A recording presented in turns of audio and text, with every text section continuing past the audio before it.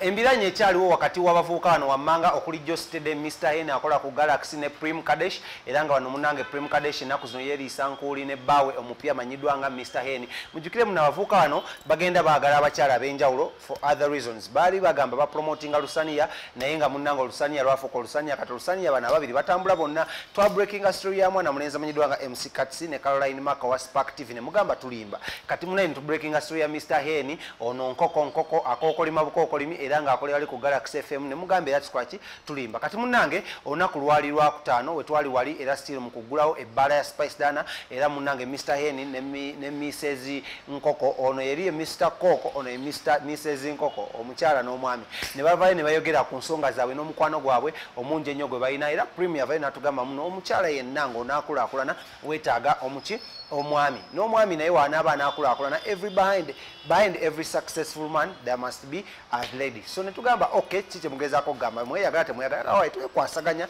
mu mpolampola newankubadde ensonga zino twagala kubanga tukola ki tuzoogerako nnyo era because ye Jostede zaamunyiza ne zivaayo ne zibeerako kubanga akola ki asiramuka asobola kubanga muno tabeera na mukyala ki omu ne tugamba ate ensonga z'okweyerusa Prim Kadash ozoogerako kinagamba ensonga z'okweyerusa nze nagwa mu kizigo nenkirinyamu sikyalina kye ŋŋamba bantu nze nnyirira as long as I'm looking very good n'omwami gwe nnina nga ne mumulaba naye kati akozeemu kanyama naye atunula bulungi tugamba okay katugenderaawo. So kankulageko ku Mr. Hen n'omukyala amanyiddwa nga Prim Kadesh nga bayogera ku nsonga z'omukwano gwabwe n'engeri gye batundamu Olusaniya n'engeri gye beekwasaganyaamu ani manager waani ono manager oba manager nga mbalaba mu bifaananyi. Prim Kadesh yabotodde ebyama bingi nnyo era n'alangira Neri gye yava n'agamba ndooza mulaba bwe yavaayo omusajja yasiiwuuka takyalina hiiti zakuba kampani tugamba maama awo wetutuuse n'agamba owaaye awo wetutuuse kati kambi batuuseeko naye nga temwerabira kintu kimu kye mulina okukola mu subscribing mbeegayirira mbasaba mu subscribing sekyokka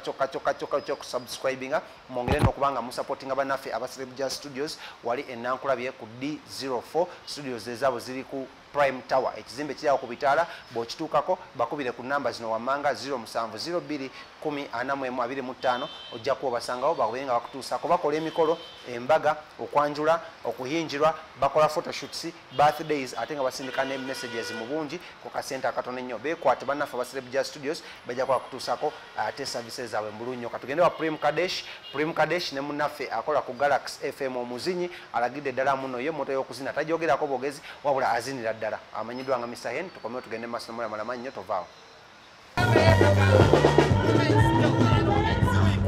Women's Week na postinga ku Instagram oba tewabiraba na postinga ku Instagram in case tewabiraba naye era nga bulijjo nga kye mugamba buli lunaku yebale kubeera omukazi omukozi omukazi eyeefaako omukazi ali hard working omukazi ata giving up omukazi atagwamu mayi mbuki simanya ofuddeko case ebyo bijjawa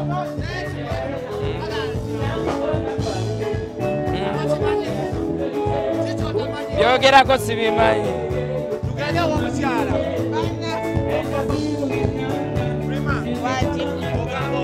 sigamba hai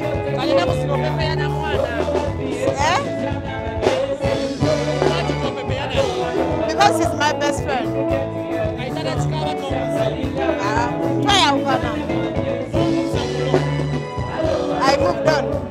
I moved on. Try ukana bulungi.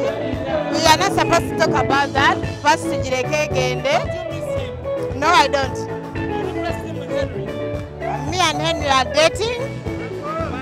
Me and Henry are dating. Me and Henry are dating. I beg your pardon, my darling. Henry, we are dating. Of course, when you break up with someone, or you know, moving on with your life, I'm not going to be stuck because I broke up with a celebrity. Because I broke up with someone, I can still live my life. I can still go ahead with whatever I want to do. Thank you so much. Henry is perfect. He's loving, he's supportive, he's caring, he's everything I want in a man.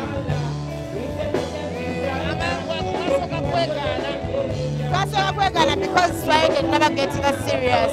But we are getting serious every day, and I am so happy. I'm happy.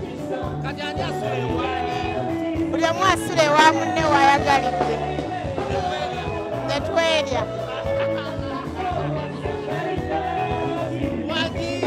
Yeah. Hey, Swabula. That is what they want to hear. I am fighting because I'm not living my life. I'm not enjoying myself. Naye ukana no muntu safu meta muntu so sawa muntu butwa osegera. I broke up with someone like any other person, and I'm okay to move on with anyone I want. Thank you so much. Chona chechiri chali chenjagala. Chona chechiri chali. I am so happy. Omusajja yasiramuka okyogera koki? Mami, let him have his peace. Mumuleke yeyagala mummalako mirembe. Let him not feel like temumuletera kubeera nti weyagala prima ne twawukana yatta omuntu yafumita omuntu ekiso yasaddaako omwana naye musajja mukulu. We can move on. He has moved on. He's living his life. Mumuleke bambi temummalako mirembe musajja wattu. No, before I met Henry, me and Josely had broken up. At Esmeralda, people always want me to talk about my past. It is my past now. Let's talk about my business. Let's talk about what I'm doing in charity. I'm doing a lot for the girls. Let's talk about what I did on Women's Day. Try supporting us some of the small business. Let's talk about my business. Let's talk about everything. Henry, thank you so much for coming into my life. I love you. I wish you the best. I hope you are going to enjoy the relationship.